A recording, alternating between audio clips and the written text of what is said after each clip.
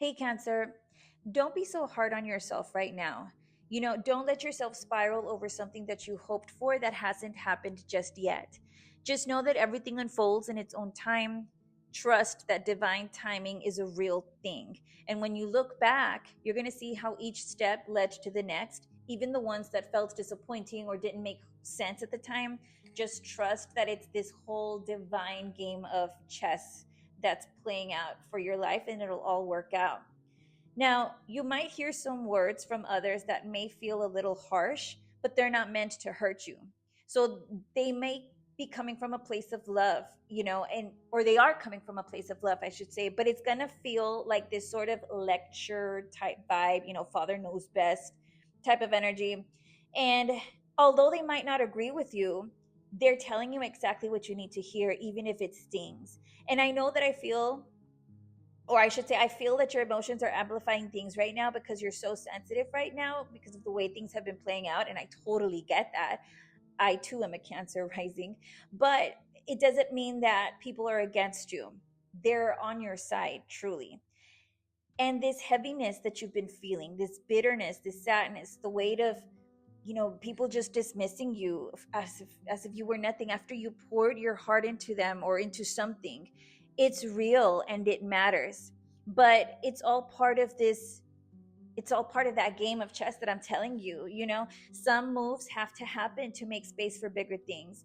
And I want you to sort of think back. Remember that first day when everything changed, when you felt that your world had collapsed, and when you got the news and felt like the world had stopped, and you were just there while the rest of you, it was just that moment of like in a movie where they zoom in on the person and the world around them is just spinning.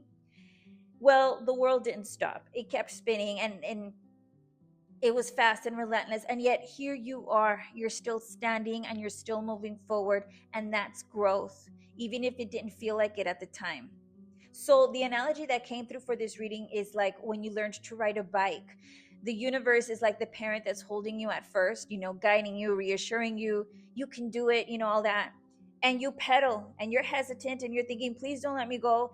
And then all of a sudden it does. And at first you might panic, but the truth is that you've already been pedaling on your own, and the universe letting go isn't abandonment. It was that it recognized you, that you've got the strength and the balance and the vision to ride the bike on your own. And yes, there will be scraped knees, but that's part of the learning process. So you have these choices, Cancer. You can get back on the bike and pedal towards your goals, enjoy the ride, and you can, or, enjoy the ride and then have fun with it, and all the fun things that people do on their bicycles. Or you can get mad that you fell, and you can take the bike and put it in the shed and just watch others have fun in the park and watch others move forward and get to where they need to go on their bike. Right now, patience is key. You've got to let go of the resentment, you've got to let go of the anger, the bitterness. You've got to stop giving others the power to define your worth. You don't need anyone or anything else to excel. You have everything that you need within yourself. So if you felt that you needed that friend or that person to pull forward, or you needed that job, or you don't, it's all within you. Now there's also this Leo energy coming through, and they're coming through kind of loud, passionate, fiery, a little overwhelming, but their words are going to spark some insight and some encouragement and some strength for you. Now, if this isn't an actual Leo person in your life, then this is a reminder that this energy is, your second house energy. So it's the reminder that your vibe and all that you need, it comes from within. And that whole thing of as within so without, that's true. So you've got to value yourself first. You've got to recognize your own power so that others can see it too. And something is about to come to light, something outside your immediate circle or awareness. And it's not so much a secret in a negative sense, but there is going to be this revelation that will support your healing.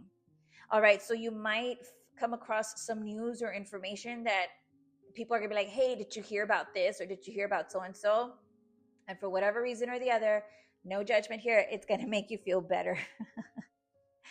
All right, so also there's an Aquarius energy here. This is someone who is going to be your rock, your motivation, your strength.